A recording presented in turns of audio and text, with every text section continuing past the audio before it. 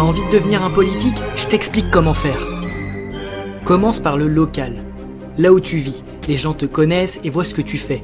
Choisis une ou deux causes que tu maîtrises, logement, transport, sécurité, école. Plus c'est concret, plus c'est crédible. Mets tes compétences sur le terrain. Participe aux conseils de quartier, aux associations, aux réunions publiques. On doit te voir agir avant de t'entendre promettre. Écoute, prends des notes, réponds vite et simplement. Ensuite, rejoins une équipe, c'est-à-dire un parti, un mouvement local ou une liste citoyenne. Il faudra aider dans les campagnes politiques, en faisant du porte-à-porte, des marchés, des publications sur les réseaux sociaux. Montre que tu sais tenir un engagement et travailler avec les autres. Imprègne-toi des règles du jeu, comme avec le code électoral, les financements de campagne et le mandataire financier, les comptes à déposer à la CNCCFP, qui est une autorité administrative servant à contrôler les dépenses de campagne électorale.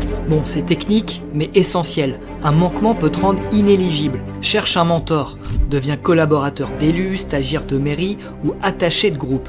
Tu vois l'envers du décor, tu comprends les dossiers, tu construis un réseau. Ensuite, prépare ta première élection, avec un objectif réaliste, comme entrer dans un conseil municipal. Pour ce faire, essaie d'établir un budget simple, un plan de terrain.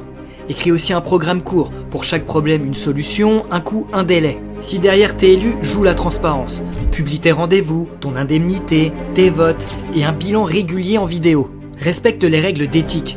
Consultant par exemple la HATVP, je t'invite à aller voir ça par toi-même, évite les conflits d'intérêts et réponds aux messages. C'est comme ça que la confiance se gagne et que tu peux espérer davantage durer dans ce métier. Par ces temps troubles, toi t'as envie de t'engager en politique? Dis-le moi en commentaire.